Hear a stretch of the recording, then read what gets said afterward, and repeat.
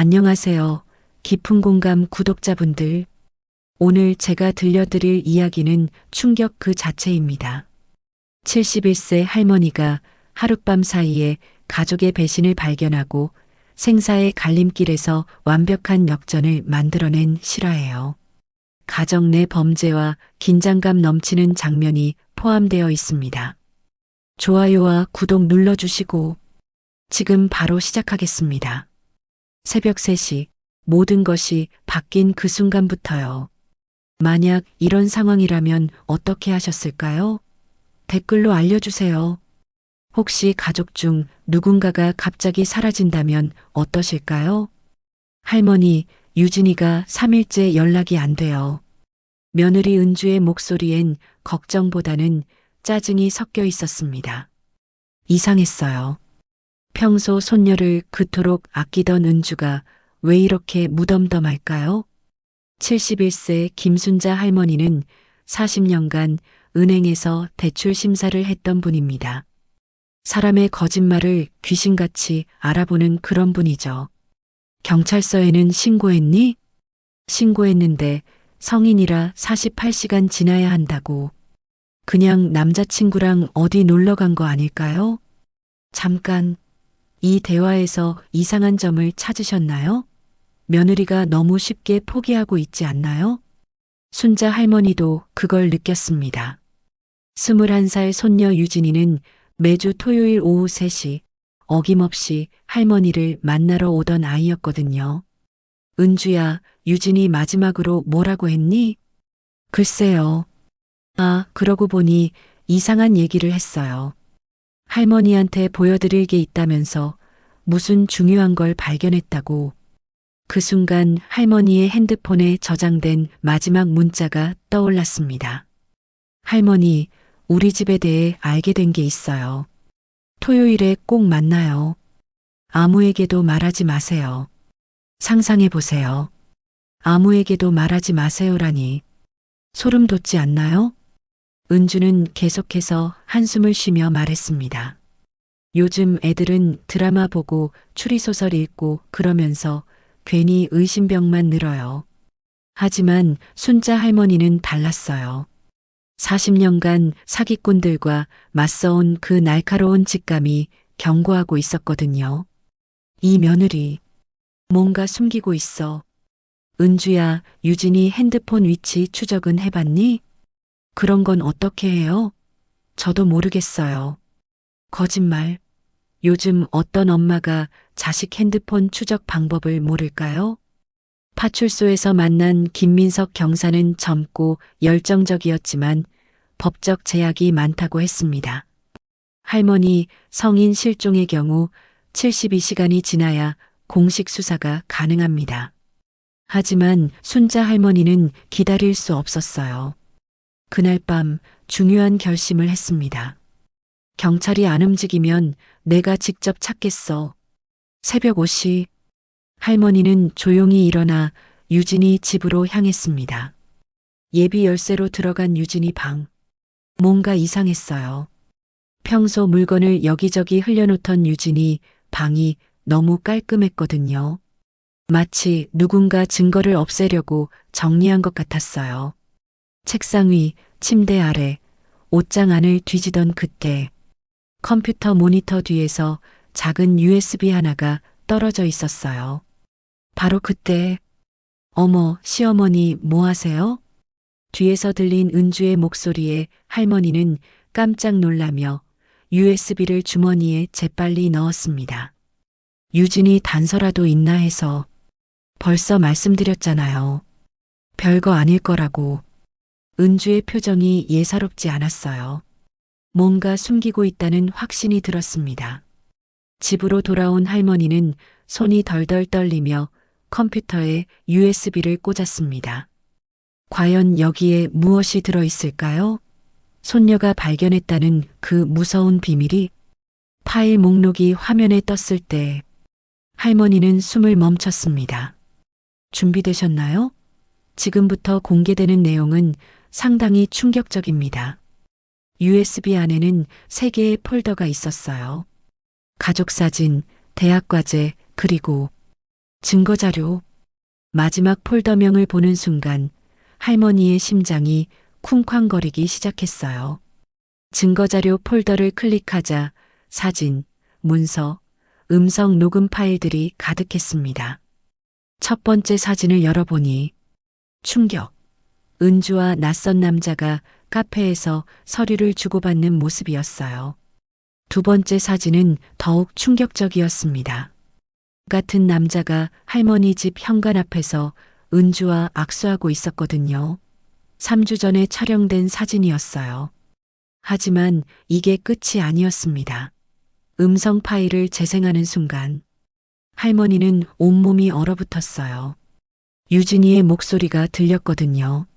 할머니, 이 녹음을 듣고 계시다면 제게 무슨 일이 생긴 거예요? 엄마가 이상한 일을 하고 있어요. 일주일 전부터 몰래 어떤 남자와 만나고 있고 할머니 집과 재산에 대해 이야기하고 있다는 걸 들었어요. 할머니 집과 재산에 대한 이야기, 상상이 되시나요? 자신의 며느리가 몰래 이런 일을? 엄마가 할머니 몰래 집 감정을 받았어요.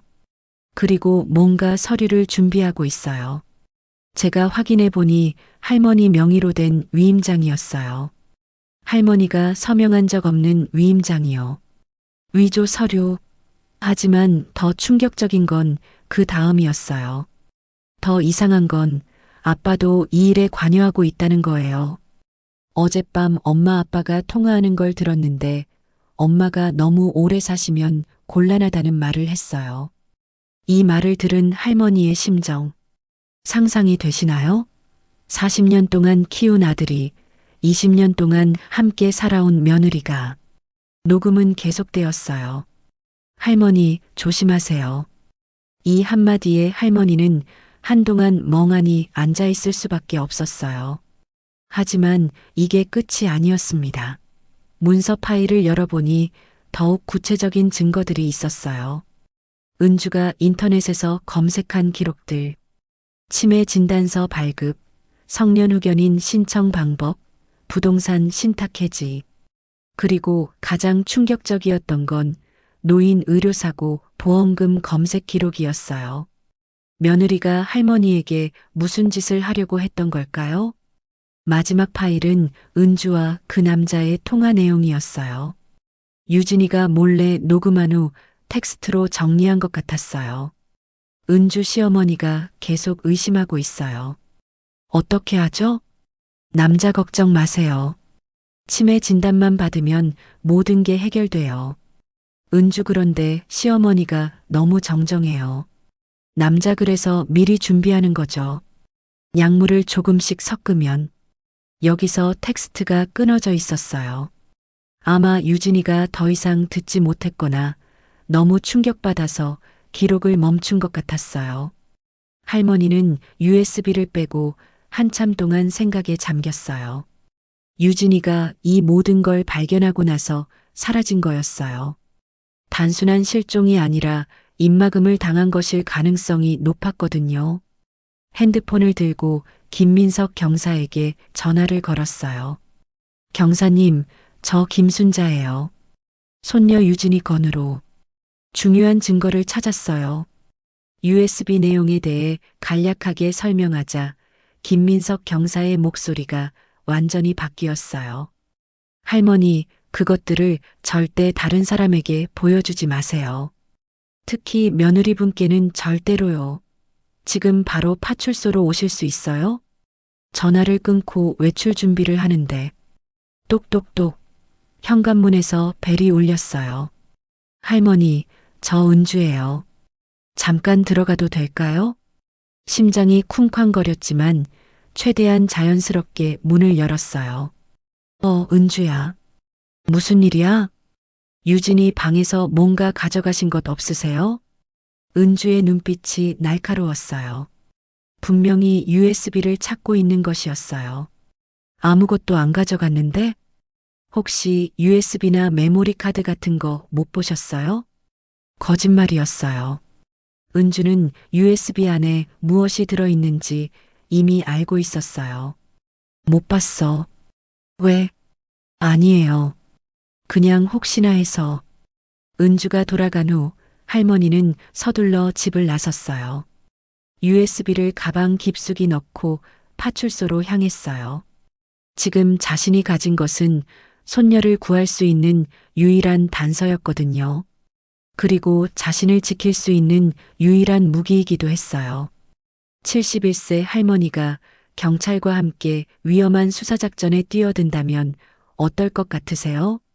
파출소에서 김민석 경사는 USB 내용을 꼼꼼히 검토했어요. 그의 표정이 점점 심각해졌어요. 할머니, 이건 단순한 가족 갈등이 아니네요. 사기와 협박, 그리고 납치까지 가능성이 있어요. 40대 중반의 이종현 경위가 합류했어요. 충분히 수사 개시할 만한 사안이에요. 다만 증거 수집이 불법적인 방법으로 이루어졌다는 점이 문제가 될 수 있어요. 그럼 이 증거들을 법정에서 못 써요? 직접적으로는 힘들 수도 있어요. 하지만 수사 방향을 잡는 데는 충분히 도움이 됩니다. 여기서 반전.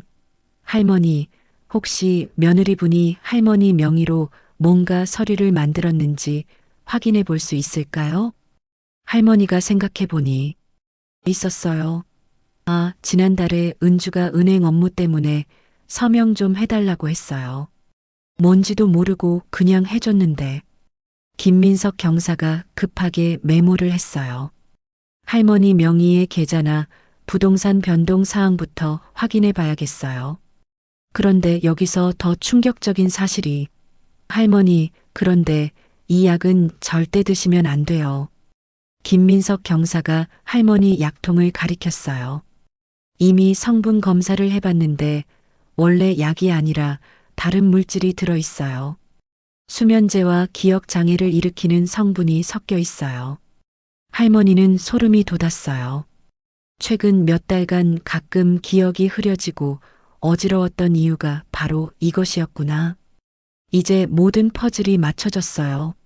며느리와 아들이 할머니를 서서히 무력화시키려 했던 거였어요. 이종현 경위가 새로운 계획을 제시했어요. 할머니께서 도와주셔야 해요. 며느리분과 자연스럽게 대화하면서 유진 씨 행방에 대한 단서를 얻어주세요. 김민석 경사가 작은 녹음기를 건넸어요. 혹시라도 며느리분이나 아드님이 수상한 이야기를 하면 녹음해 두세요. 이번에는 적법한 절차로 수집한 증거가 될 거예요. 집으로 돌아가는 길에 할머니는 전략을 세웠어요. 일단 며느리에게 적극적으로 유진이를 찾겠다는 의지를 보이자. 집에 도착하니 은주와 아들 준호가 거실에서 대화하고 있었어요. 할머니를 보자 대화를 멈췄어요. 뭔가 수상해. 어디 다녀오셨어요? 유진이 때문에 파출소 갔다 왔어. 경찰한테 정식으로 수사 의뢰했어.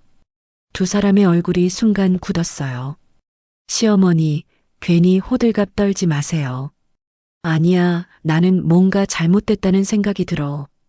유진이 친구들한테도 물어보고 다니던 카페나 도서관도 가봐야겠어.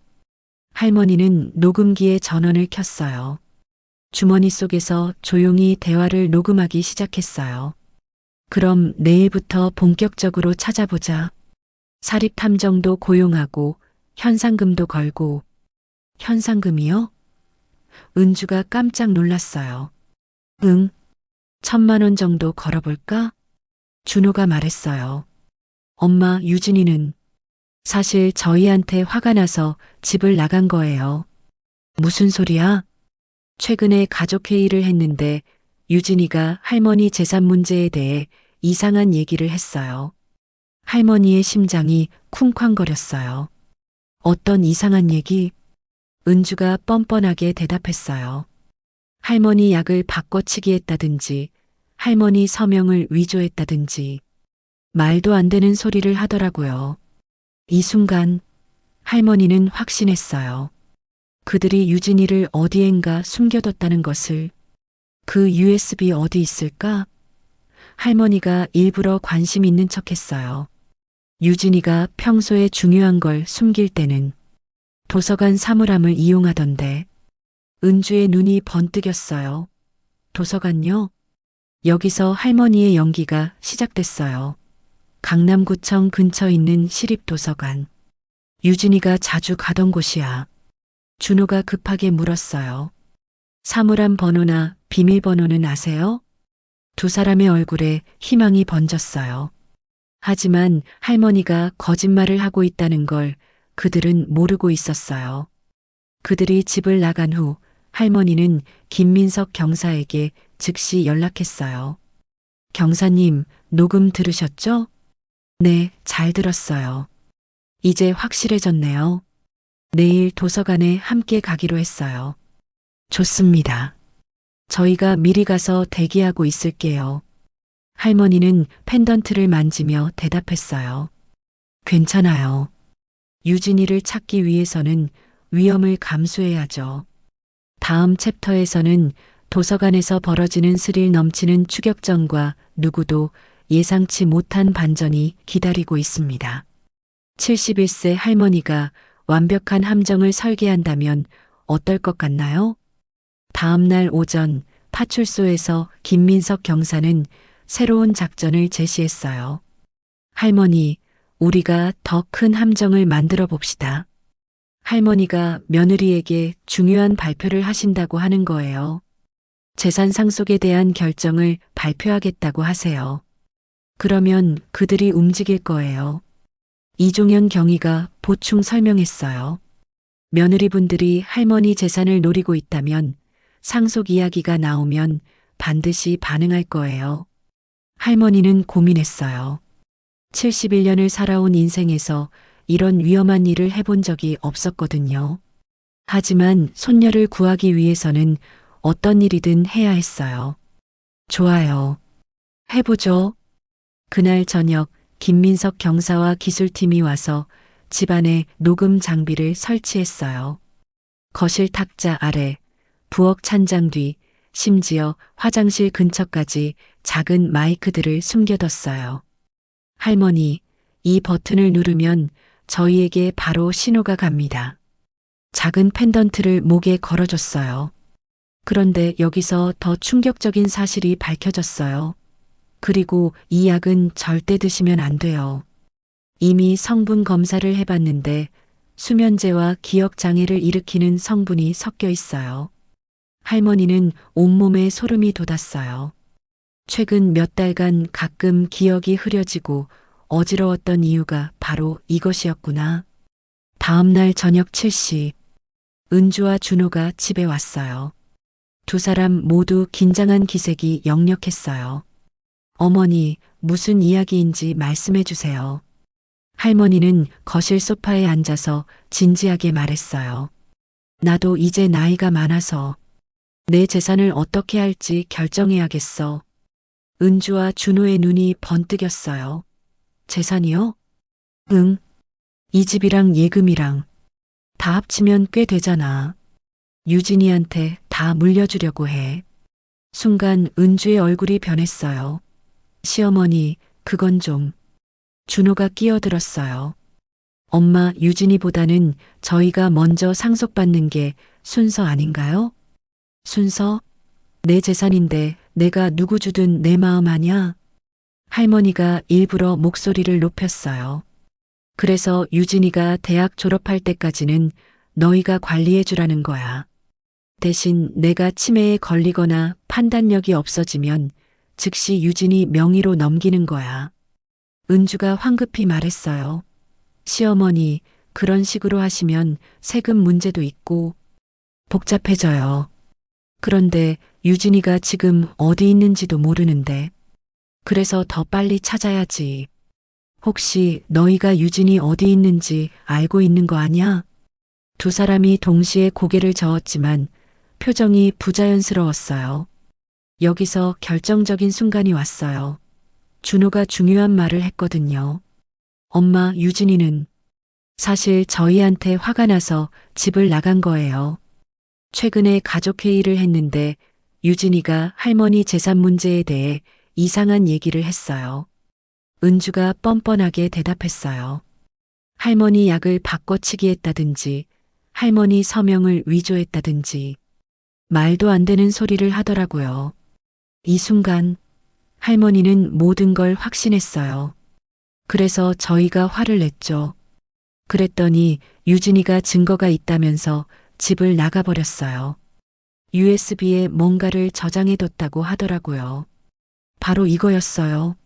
그들이 찾고 있던 것, 유진이를 사라지게 한 이유. 할머니가 연기를 계속했어요. 유진이가 평소에 중요한 걸 숨길 때는 도서관 사물함을 이용하던데.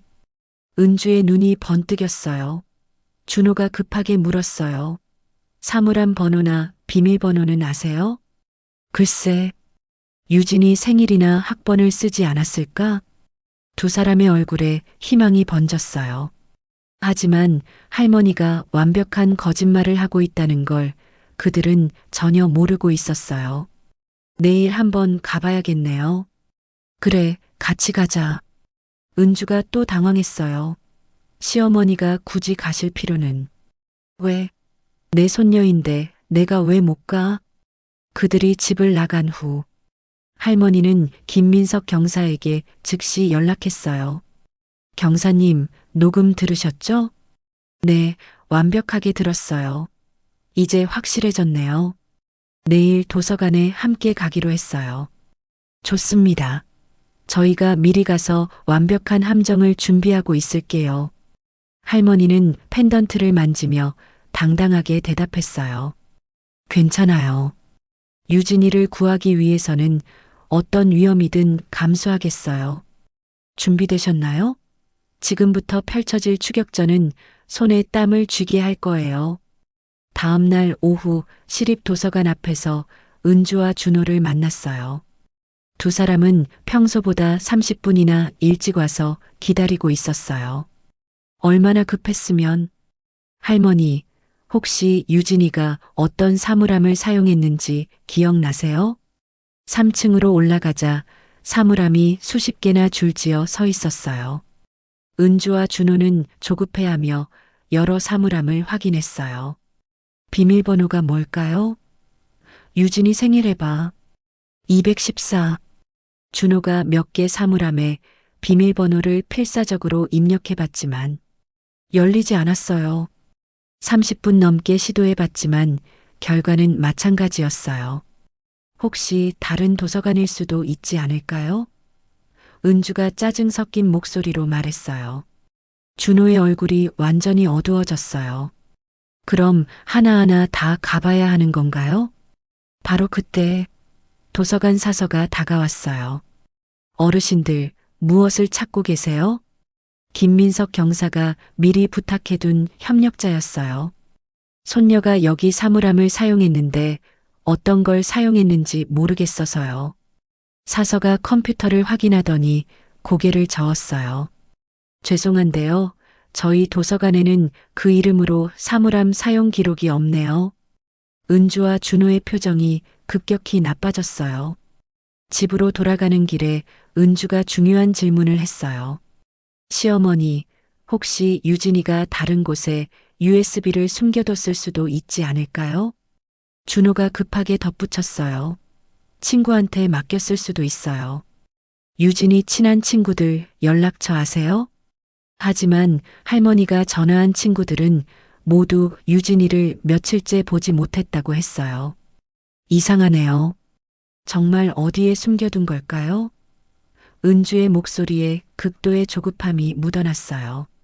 그날 저녁 집에서 저녁을 먹는데 준호가 갑자기 완전히 다른 말을 했어요.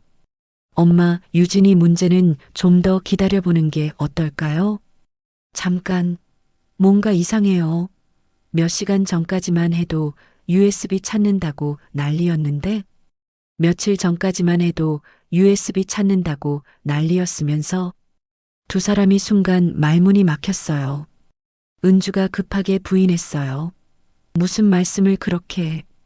저희가 뭘 숨겨요? 특히 준호는 계속 핸드폰을 확인하며 누군가와 문자를 주고받고 있었어요. 준호야, 누구랑 문자해? 아, 회사 일이요.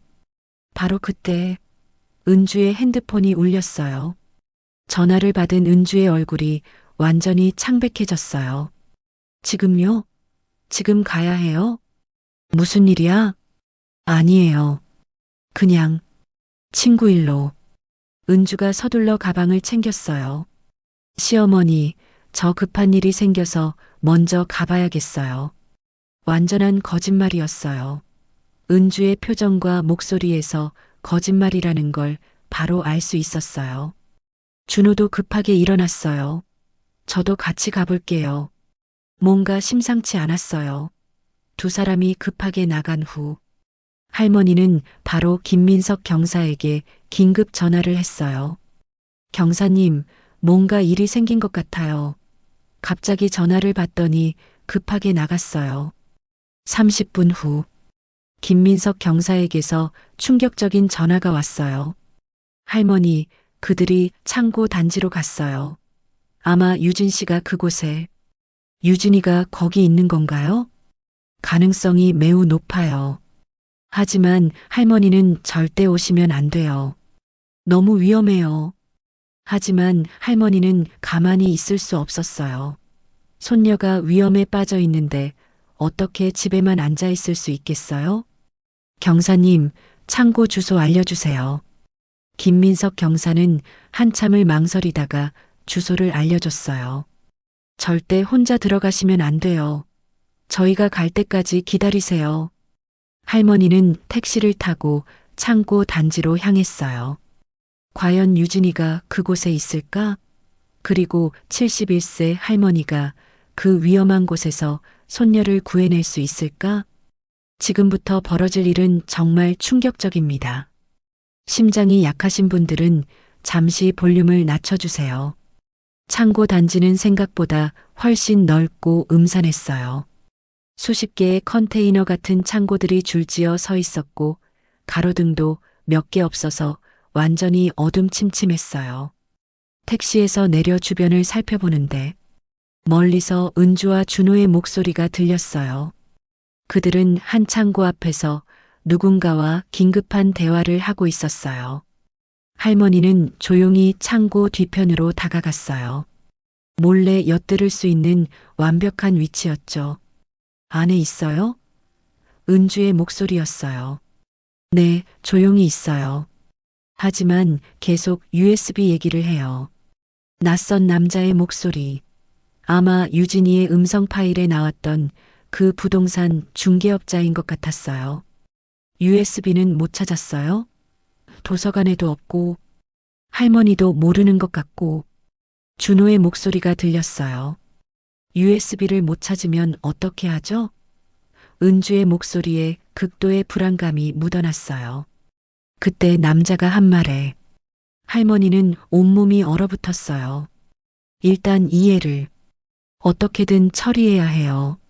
너무 많이 알고 있어요. 바로 그때 창고 안에서 유진이의 목소리가 들렸어요. 엄마, 아빠, 제발 그만해요. 할머니한테 무슨 짓을 하려는 거예요? 할머니는 눈물이 나올 것 같았어요. 내 똑똑하고 용감한 손녀가 저기 갇혀 있었던 거예요. 조용히 해. 내가 쓸데없이 간섭하지 않았으면 이런 일도 없었을 거야. 은주의 목소리가 완전히 날카로워졌어요. 엄마, 할머니는 우리 가족이에요. 어떻게 그런 생각을 할 수 있어요? 가족? 은주가 비웃으며 말했어요. 그 할머니 때문에 우리가 얼마나 고생했는데 집도 못 사고 아이 교육비도 모자라고. 여기서 할머니는 정말 충격적인 말을 들었어요. 할머니 재산으로 우리가 편하게 살 수 있으면 그게 뭐가 나빠? 어차피 할머니도 몇 년 못 살 거 아냐. 아빠. 유진이의 울음소리가 들렸어요. 할머니는 가슴이 찢어지는 것 같았어요. 내 아들이 며느리가 이런 말을 하고 있다니. USB는 어디에 숨겨뒀어? 낯선 남자가 위협적인 목소리로 다시 물었어요. 모르겠어요. 정말 몰라요. 거짓말하지 마. 내가 우리 대화를 녹음했잖아. 그건 할머니를 보호하려고 한 거예요. 여기서 나온 말에 할머니는 정말 소름이 돋았어요. 할머니 치매 진단받게해서 성년후견인 신청하려고 했는데 내가 방해했잖아. 치매 환자가 되면 재산 관리를 가족이 할 수 있거든. 그럼 집도 팔고 예금도 모두 우리 것이 되는 거야. 유진이가 절규하듯 소리쳤어요. 그건 사기예요. 할머니는 치매가 아니에요. 그런데 은주가 한 말은 정말 끔찍했어요. 치매가 아니어도 치매로 만들 수 있어. 약을 계속 먹이면 진짜 치매 증상이 나타나거든. 우리가 3개월째 하고 있는 일이야. 할머니 약에 수면제랑 기억장애 유발하는 성분을 섞어뒀어. 점점 기억력이 나빠지고 있지? 할머니는 더 이상 참을 수 없었어요. 주머니에서 펜던트를 꺼내 비상 버튼을 눌렀어요. 그런데 그때 준호가 말했어요. 그런데 오늘 할머니가 이상했어요. 갑자기 재산 상속 얘기를 하면서 유진이한테 모든 재산을 물려주겠다고. 뭐?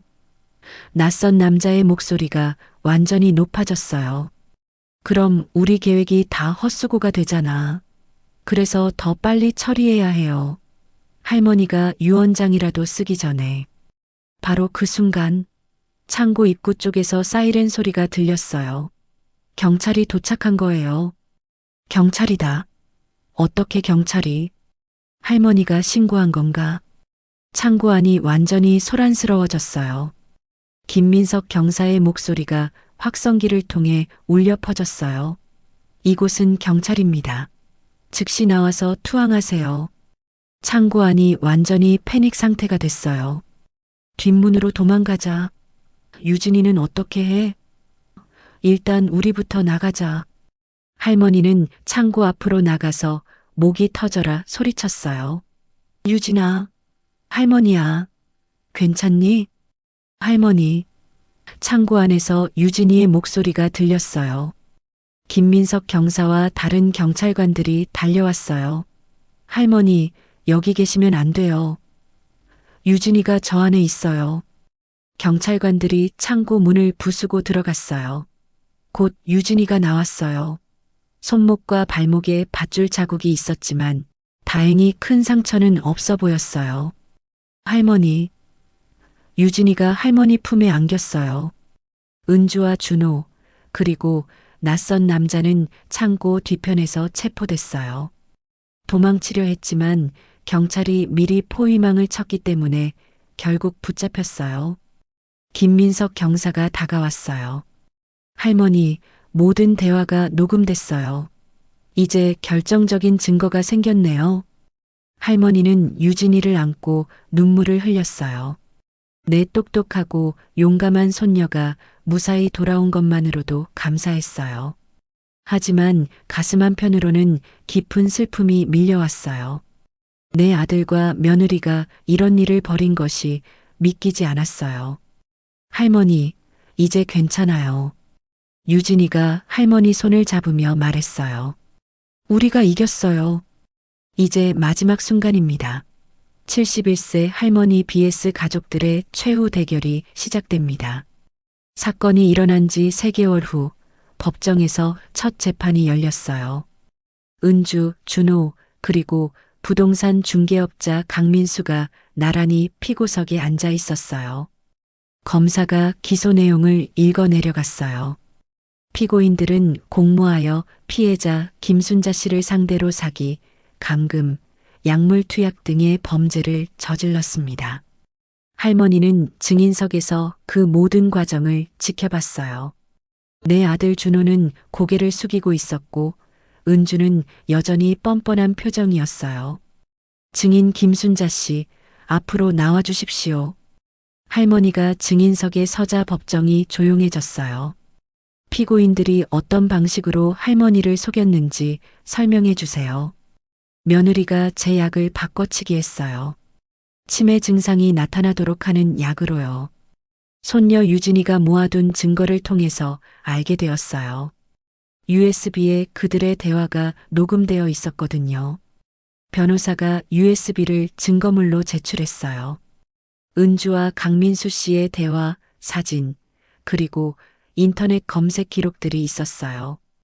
모두 제 재산을 빼앗으려는 계획의 증거들이었죠. 피고 측 변호사가 반박했어요. 하지만 그 증거들은 불법적으로 수집된 것 아닙니까? 손녀가 자신의 가족을 보호하기 위해 수집한 정당한 증거예요. 검사가 힘차게 일어났어요. 재판장님, 피고인들의 범행은 매우 치밀하고 악질적이었습니다. 특히 피해자가 고령이라는 점을 악용하여 약물을 투여하고 정신적 피해를 가했으며 증거 인멸을 위해 손녀까지 감금했습니다. 재판장이 준호를 향해 물었어요. 피고인 이준호, 피고인은 피해자의 친아들입니다. 왜 이런 일을 저질렀습니까? 준호가 떨리는 목소리로 대답했어요. 죄송합니다. 경제적으로 어려워서. 하지만 엄마를 해치려고 한 건 아니었어요. 약물을 투여한 것은 해치려 한 것이 아닙니까? 그건 그냥 기억력을 좀 흐리게 해서 서류의 도장을 쉽게 받으려고. 그것이 바로 사기입니다. 그때 은주가 갑자기 일어났어요. 재판장님, 저희는 시어머니를 위해서 한 일이에요. 어떻게 그것이 피해자를 위한 일입니까? 시어머니 혼자서는 재산 관리를 제대로 못하실 거 아니에요. 나중에 사기꾼들한테 당할 수도 있고. 재판장이 차갑게 대답했어요. 그래서 본인들이 먼저 사기를 친 겁니까? 은주가 말문이 막혔어요.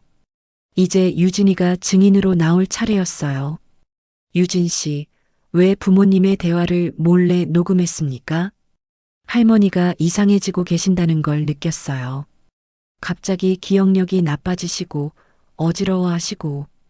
그런데 엄마 아빠가 할머니 약을 바꾼다는 걸 우연히 봤어요. 유진이가 울먹이며 말했어요. 무서웠어요. 정말 무서웠어요. 내가 사랑하는 할머니를 내 부모가 해치고 있다는 게. 그래서 증거를 모으기 시작했어요. 할머니를 보호하기 위해서요.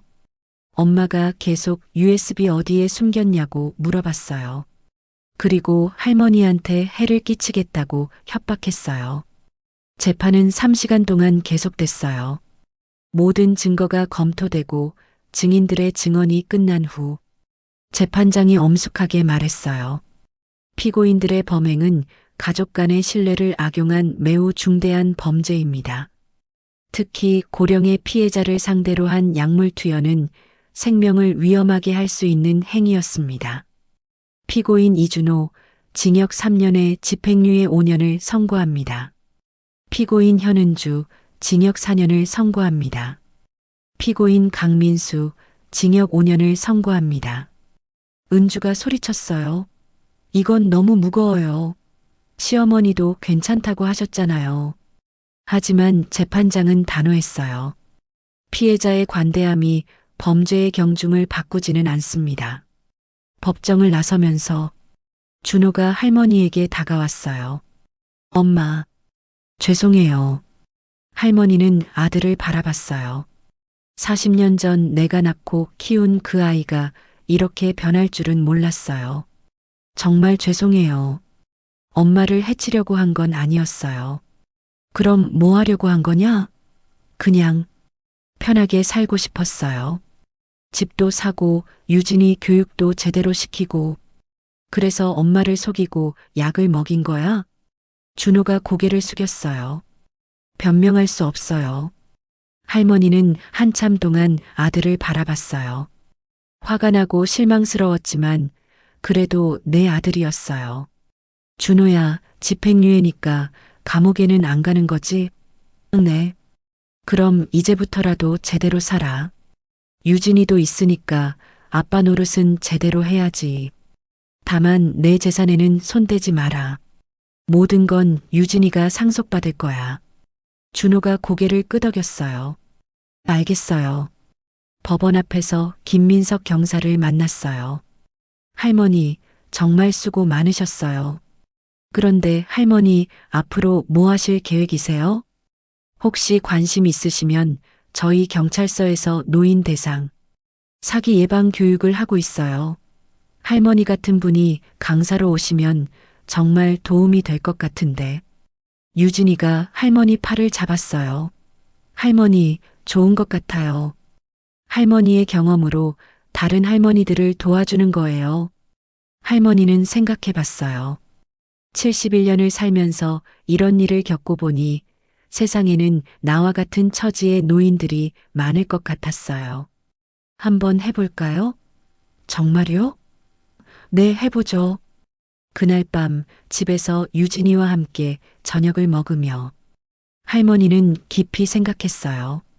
인생의 70대에 이런 일을 겪을 줄 몰랐어요. 하지만 이 모든 일을 통해서 할머니는 더 강해졌어요. 그리고 새로운 목적을 찾았어요. 6개월 후, 할머니는 서초구 노인복지관에서 사기 예방 교육 강사로 활동하고 있었어요. 매주 화요일과 목요일 60명 정도의 어르신들 앞에서 내 경험담을 들려줬어요. 어르신들, 가족이라고 해서 모두 믿으면 안 돼요. 특히 갑자기 친절해지거나 서류에 도장 찍어달라고 하면 조심하셔야 해요. 청중석에서 한 할머니가 손을 들었어요. 그런데 선생님, 어떻게 구별해요? 정말 도와주려는 것과 속이려는 것을. 좋은 질문이에요. 첫째, 급하게 서두르면서 다른 사람한테는 비밀이라고 하면 의심해 보세요. 둘째, 복잡한 서류를 제대로 설명 안 해주고 무조건 도장 찍으라고 하면 안 돼요. 다른 할아버지가 중요한 질문을 했어요. 그럼 가족을 어디까지 믿어야 하나요? 할머니는 잠시 생각했어요. 6개월 전에 그 아픈 기억이 떠올랐지만 이제는 담담하게 이야기할 수 있었어요. 가족이어도 잘못하는 건 잘못하는 거예요. 사랑과 신뢰는 다른 거거든요. 사랑한다고 무조건 믿으면 안 되고 믿더라도 확인은 해봐야 해요. 강의가 끝난 후 김민석 경사이제는 경위로 승진. 가 할머니를 찾아왔어요. 할머니, 오늘 강의도 정말 좋았어요. 그런데 부탁드리고 싶은 일이 있어서 왔어요. 비슷한 사건이 또 생겼어요. 80대 할아버지가 아들한테 사기를 당한 것 같은데 할머니가 상담을 좀 해주실 수 있을까요? 할머니 같은 경험을 한 분이 얘기하면 마음을 열고 진실을 말할 가능성이 높거든요. 알겠어요. 해보죠. 다음 날 파출소에서 만난 80대 김철수 할아버지. 제 아들이 제 집을 팔았어요. 저한테는 임대로 살게 해주겠다고 하면서 할머니는 할아버지의 손을 잡았어요. 6개월 전에 내 모습이 보이는 것 같았어요. 3주 후 할아버지 사건도 해결됐어요. 아들은 사기 혐의로 기소됐고 집은 할아버지에게 다시 돌아왔어요. 그 과정에서 할머니는 깨달았어요. 비슷한 사건들이 정말 많다는 것을. 김민석 경위가 대단한 제안을 했어요. 할머니, 아예 노인 사기 전담 상담사로 활동해 보시는 건 어떨까요? 시에서 정식으로 위촉해 드리겠어요. 유진이와 상의해 봤어요. 할머니, 정말 좋은 일인 것 같아요. 할머니는 이미 한번 이겨본 분이잖아요. 그렇게 할머니는 서울시 최초의 노인 사기 전담 상담사가 됐어요. 매주 10명 정도의 어르신들을 상담하고 필요하면 경찰과 함께 현장에 나가기도 했어요. 1년 후 할머니 활동이 언론에 소개됐어요. 71세 탐정 할머니, 노인 사기 척결에 앞장서. 기사를 본 유진이가 신나서 전화했어요. 할머니, 뉴스에 나왔어요. 정말 자랑스러워요. 할머니, 정말 대단해요. 작년까지만 해도 속기만 하셨던 분이 이제는 다른 분들을 도와주고 계시잖아요. 할머니는 웃었어요. 정말 인생이 어떻게 될지 모르는 일이었어요. 유진아, 너 덕분이야. 내가 용기를 내서 증거를 모으지 않았다면 할머니가 더 용감하셨어요. 나이는 상관없어. 옳은 일은 언제든 할 수 있는 거야. 71세 할머니의 놀라운 역전 스토리 어떠셨나요? 가족에게 배신당한 절망적인 상황에서 완벽한 역전을 만들어낸 김순자 할머니. 이 이야기가 주는 교훈은 무엇일까요? 첫째, 나이는 한계가 아니다. 둘째, 가족이라도 잘못은 잘못이다. 셋째, 증거와 진실의 힘은 강하다. 넷째, 포기하지 않으면 반드시 길이 있다. 댓글로 알려주세요. 만약 이런 상황이라면 어떻게 하셨을까요? 가장 인상 깊었던 장면은 어디였나요? 주변에 비슷한 경험을 하신 분이 있나요? 좋아요 누르는 것 잊지 마세요.